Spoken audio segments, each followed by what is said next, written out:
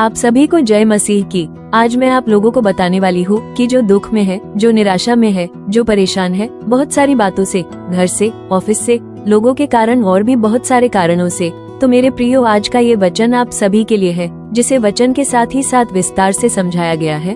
तो इन सभी वचनों को ध्यान से सुने। प्रभु इन सभी वचनों के द्वारा आप सभी से बातें करे और आप सभी की दुख और परेशानी दूर करे। आमीन।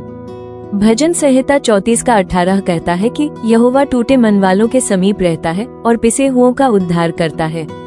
यहोवा उनके समीप रहता है जो टूटे मन के हैं, और जो खेदित आत्मा वाले हैं उनको बचाता है। यह वचन बताता है कि जब हम टूटे हुए होते हैं, अंदर से दुखी, निराश, टूटा हुआ महसूस करते हैं, तब परमेश्वर हमसे दूर नहीं होते, बल्कि हमारे और भी करीब होते हैं। वो हमें अकेला नहीं छोड़ता, बल्कि हमारे दुख में हमारे साथ खड़ा रहता है। टूटा हुआ मन या खेदित आत्मा का मतलब है कि व्यक्ति दुख से जूझ रहा है, शायद किसी अपने को खोया है, कोई रिश्ता टूटा है या खुद से ही निराश हो गया है।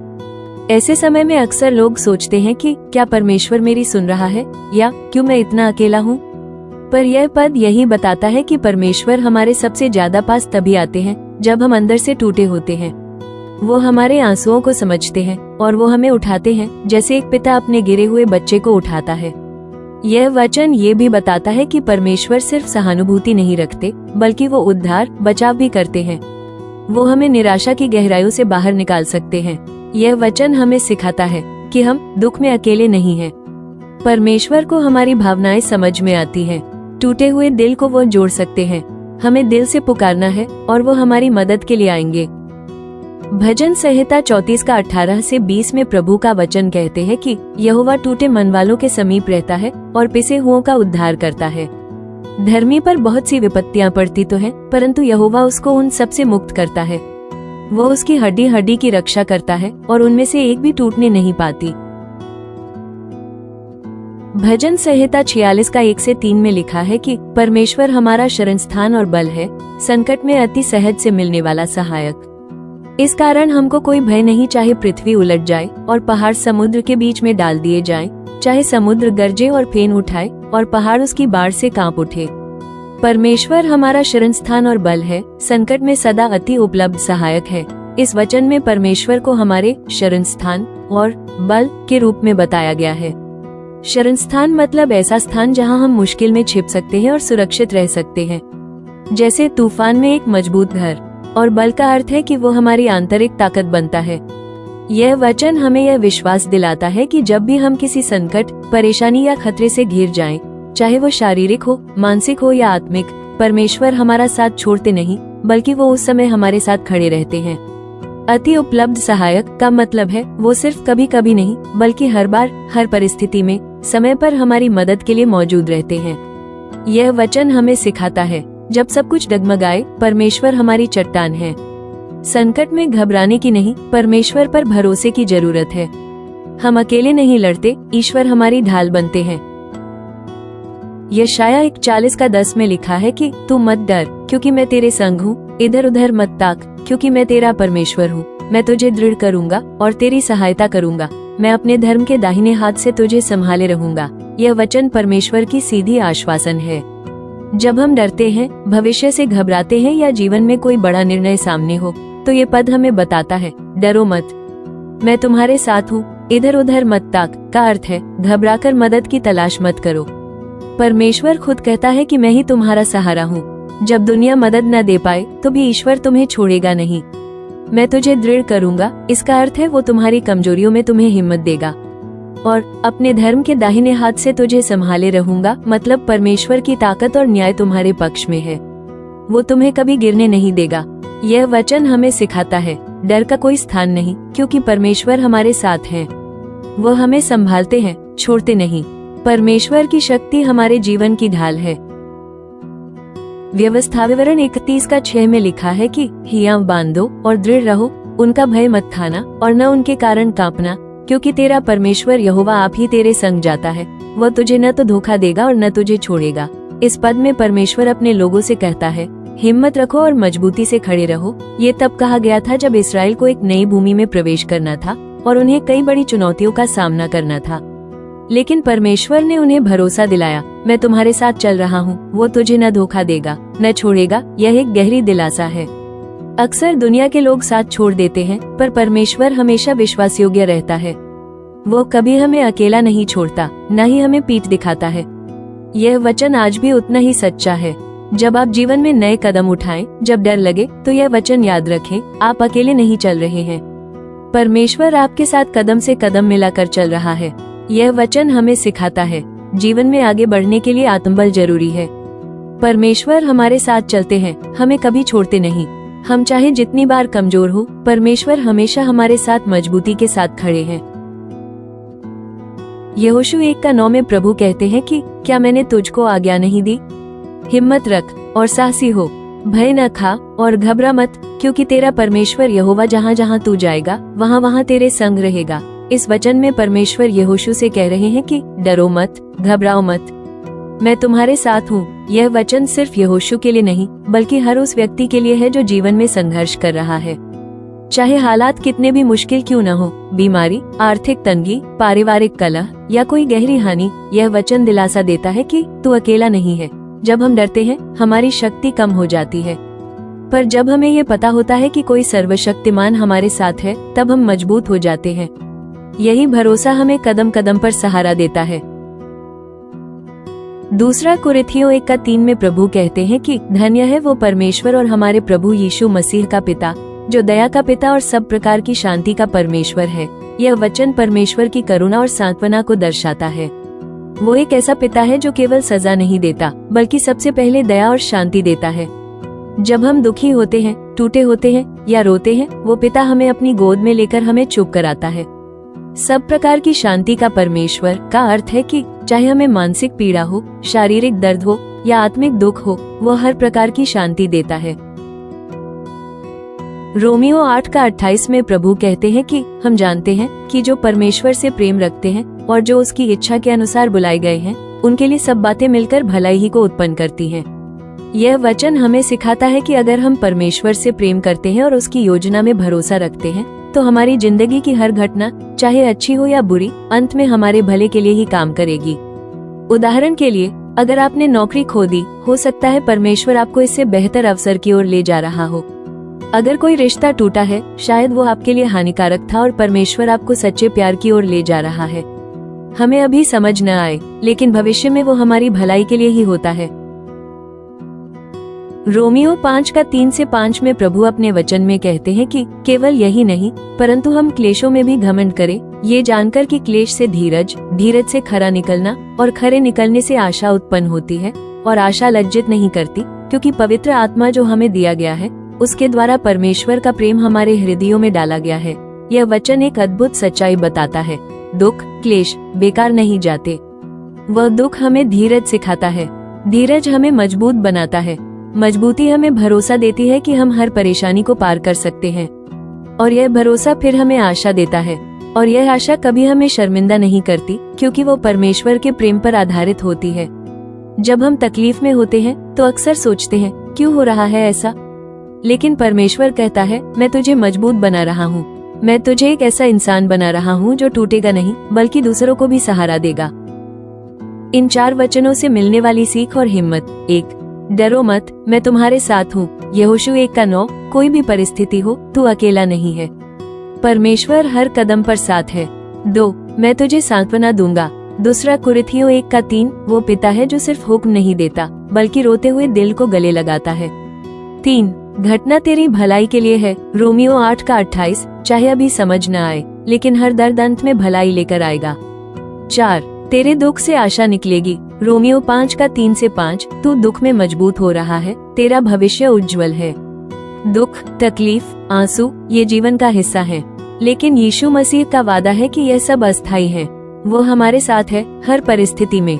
जब हम टूटते हैं, वो हमें थाम लेता है। जब हम हार मानते हैं, वो हमें फिर से उठाता है। जब हम अंधेरे में होते हैं, वो अपने प्रकाश से हमें राह दिखाता है। अगर आप अभी किसी भी दर्द में हैं, याद रखिए, आपका दर्द परमेश्वर की योजना में एक अध्याय है, पूरी कहानी नहीं। उठिए, डरो मत, हिम्मत रखिए, प्रभु आपके साथ हैं। इब्रानियों 13:5 में प्रभु कहते हैं कि तुम्हारा स्वभाव लोभी न हो, परंतु जो तुम्हारे पास है उसी में संतोष करो, क्योंकि उसने आप ही कहा है, मैं तुझे कभी न छोड़ूंगा और न कभी त्यागूंगा। परमेश्वर हमसे कह रहे हैं, मैं तुम्हारे साथ हूँ। मैं तुम्हें कभी छोड़ूंगा नहीं, कभी त्यागूंगा नहीं। इसका मतलब है कि चाहे हम कितने भी टूटे हो, गिर गए हो या हमारे पास कुछ भी न हो, परमेश्वर हमें नहीं छोड़ते।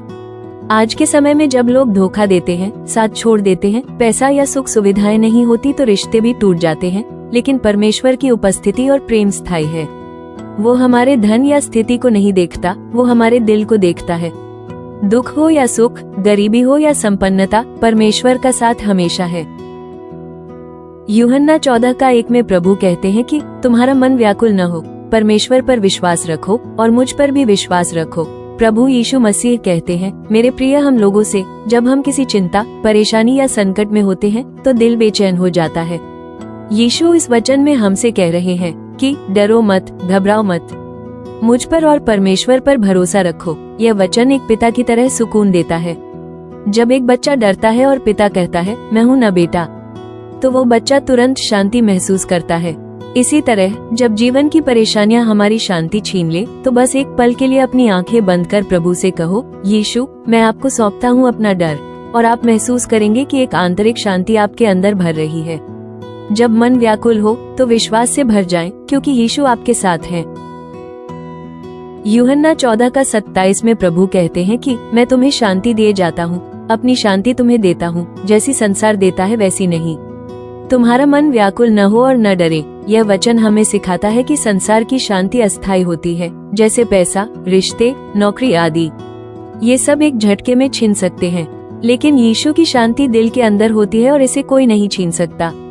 जब आप अंदर से शांति में होते हैं तो बाहर की परिस्थितियां आपको नहीं तोड़ पाती। यीशु कहते हैं, मैं तुम्हें अपनी शांति देता हूँ, यानी वो शांति जो आंधियों में भी डगमगाए नहीं। संसार डगमगा सकता है, लेकिन यीशु की शांति कभी नहीं डगमगाती। पहला पत्रस 5:7 में प्रभु कहते हैं कि अपनी सारी चिंताओं को उसी पर डाल दो, क्योंकि उसको तुम्हारी चिंता है। यह वचन एक निमंत्रण है, एक खुला आमंत्रण की जो भी चिंता है, बोझ है, दुख है, वो मुझे दे दो, क्योंकि मैं तुम्हारी चिंता करता हूँ। परमेश्वर एक ऐसे पिता हैं जो हमारे हर दुख को समझते हैं। वो हमें कह रहे हैं, तू क्यों अकेले सब झेल रहा है?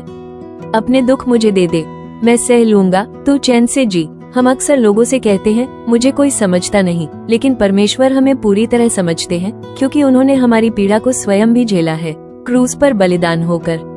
अपने दुख का बोझ अकेले मत उठाओ, उसे प्रभु के चरणों में रख दो। भजन संहिता 55:22 में प्रभु कहते हैं कि अपने भार को यहोवा पर डाल दे, वो तुझे संभालेगा, वो कभी धर्मी को डगमगाने नहीं देगा। यह वचन कहता है कि यदि तुम थक चुके हो, बोझ से दबे हो, तो उस बोझ को अपने सिर पर मत रखो, उसे परमेश्वर को सौंप दो। वो तुम्हें गिरने नहीं देगा। हम जब थकते हैं तो अक्सर टूट जाते हैं, लेकिन यहोवा कहता है, आजा मेरे पास, मैं तुझे थाम लूंगा, तू नहीं गिरेगा। यह वचन आत्मिक साहस देता है कि जितना भी भार हो, चाहे वो दुख का हो, कर्ज का हो, अपमान का हो, बीमारी का हो, सब कुछ यहोवा उठा सकता है। परमेश्वर बोझ उठाने वाला है, वो हमें गिरने नहीं देगा। तू अकेला नहीं है, परमेश्वर तेरे साथ है, तुझे संभालेगा, तुझे छोड़ेगा नहीं और तुझे अंत में शांति देगा। जब जीवन का रास्ता अंधकार में लगे, जब आंसू सूखने का नाम न ले, जब दिल में डर बैठ जाए, तब यही वचन एक दीपक की तरह चमकते हैं। आज ही इन वचनों को अपने जीवन में उतारिए। प्रभु आपकी पीड़ा को समझते हैं और वो चाहते हैं कि आप डर नहीं, विश्वास से जिए। भजन संहिता 9:9 में प्रभु कहते हैं कि यहोवा दीनों का गढ़ हुआ है, वो संकट के समय उनका गढ़ होता है। यह वचन बताता है कि जब कोई दुख में होता है, टूटा होता है, अकेला महसूस करता है, तब परमेश्वर उसका गढ़ बनता है। गढ़ का अर्थ है एक मजबूत किला, एक सुरक्षा स्थान। जब दुनिया पीछे हट जाती है, लोग समझना बंद कर देते हैं, तब प्रभु खुद सुरक्षा बन जाते हैं। हमारा दुख, हमारी दरारें उसे और भी करीब लाते हैं। जब आप खुद को असहाय महसूस करें, याद रखें, यहोवा आपका किला है, आपकी ढाल है। भजन संहिता 23:4 में प्रभु कहते हैं कि चाहे मैं मृत्यु की छाया की घाटी से होकर चलूं, तो भी हानि से न डरूंगा, क्योंकि तू मेरे संग है, तेरा लाठी और तेरी छड़ी मुझे शांति देती है। यह वचन बताता है कि सबसे अंधेरे समय में भी परमेश्वर हमारे साथ चलते हैं। मृत्यु की छाया की घाटी का अर्थ है भय, दुख, बीमारी या जीवन का संकट, लेकिन वहाँ भी हम डरते नहीं, क्योंकि प्रभु हमारे साथ हैं। लाठी और छड़ी चरवाहे के औजार होते हैं, जिनसे वो भेड़ों की रक्षा करता है। उसी तरह प्रभु हमारी आत्मा की रक्षा करते हैं। जीवन चाहे कितना भी डरावना क्यों न लगे, प्रभु का साथ ही हमारा सहारा है।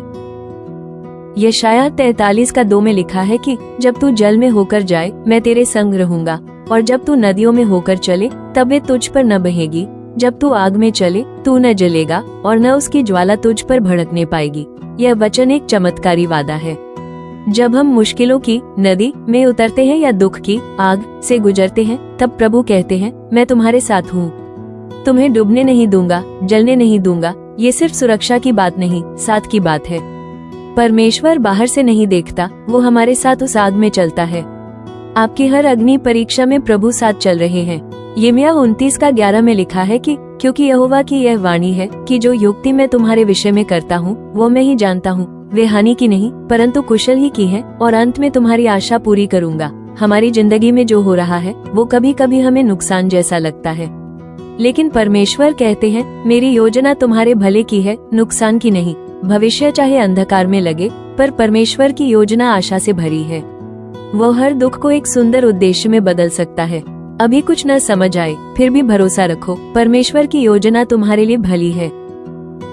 मत्ती 11:28 में लिखा है कि हे सब परिश्रम करने वालों और बोझ से दबे लोगों, मेरे पास आओ, मैं तुम्हें विश्राम दूंगा। यह वचन एक सीधा निमंत्रण है। अगर तुम थके हो, परेशान हो, टूट चुके हो, तो मेरे पास आ जाओ, मैं तुम्हें राहत दूंगा। यह कोई मनुष्य नहीं, स्वयं यीशु मसीह कह रहे हैं।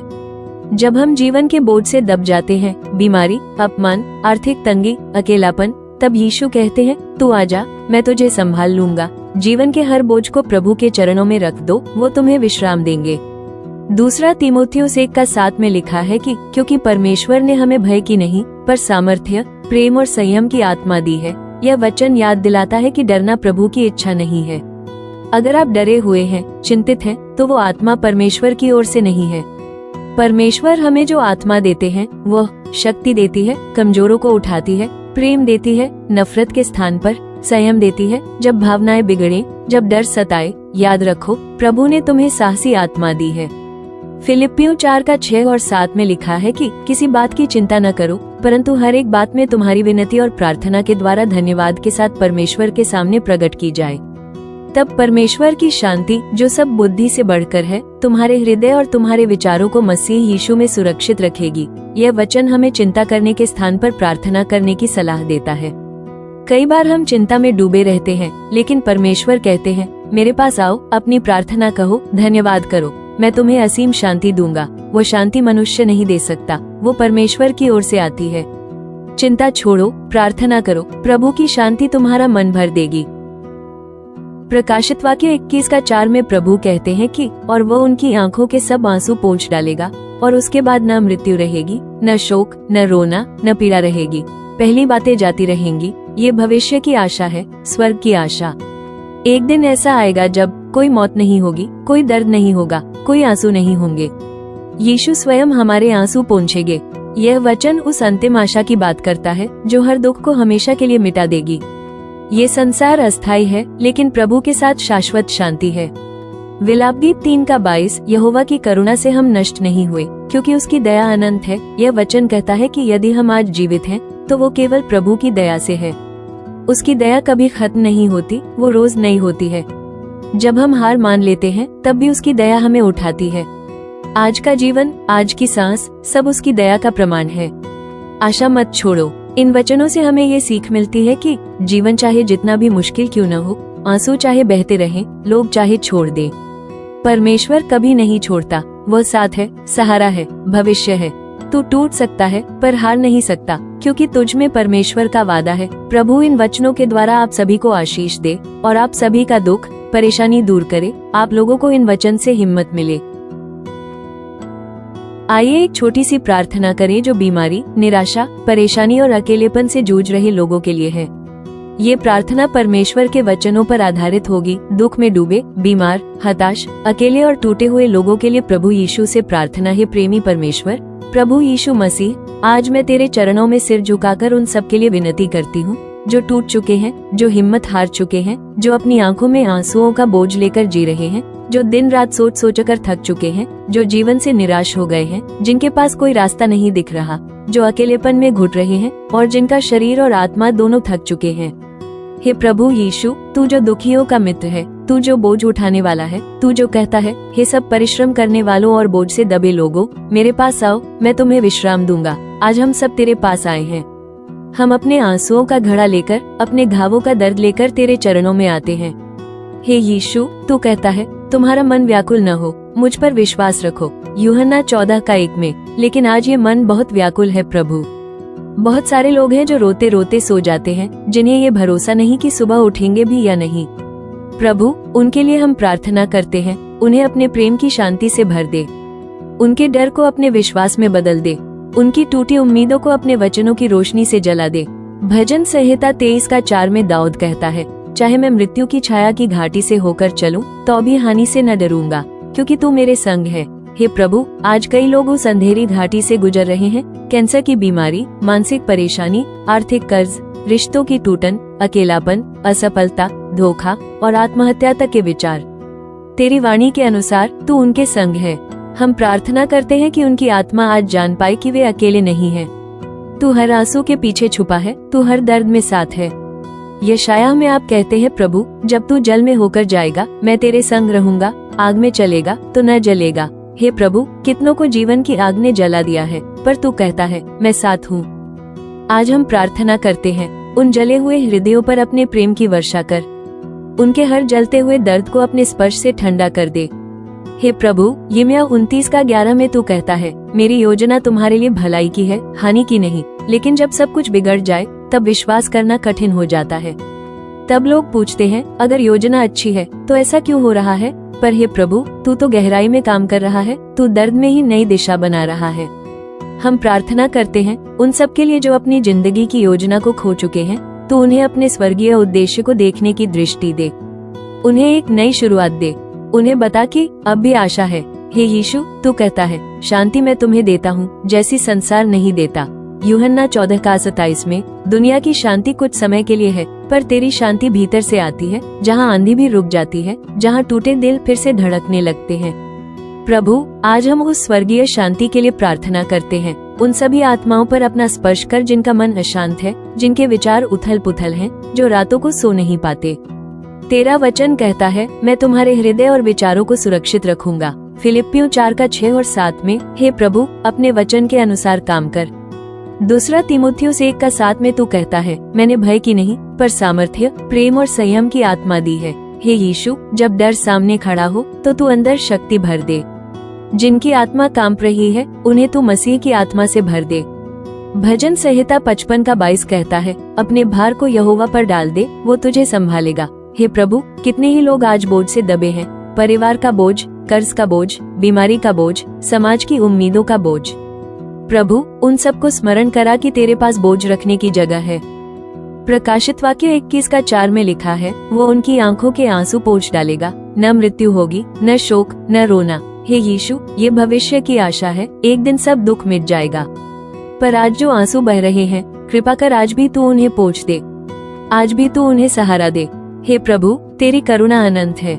विलाप गीत 3:22। तेरी दया हर सुबह नई होती है। जो कल टूटा था, वो आज फिर जुड़ सकता है, क्योंकि तू जीवित है। विशेष प्रार्थना बीमारों के लिए। हे प्रभु यीशु, जो शरीर से पीड़ित हैं, कैंसर, हृदय रोग, डिप्रेशन, बुखार, टीबी, कमजोरी, थकावट, तो उस हर शरीर में अपनी चंगाई की शक्ति भेज।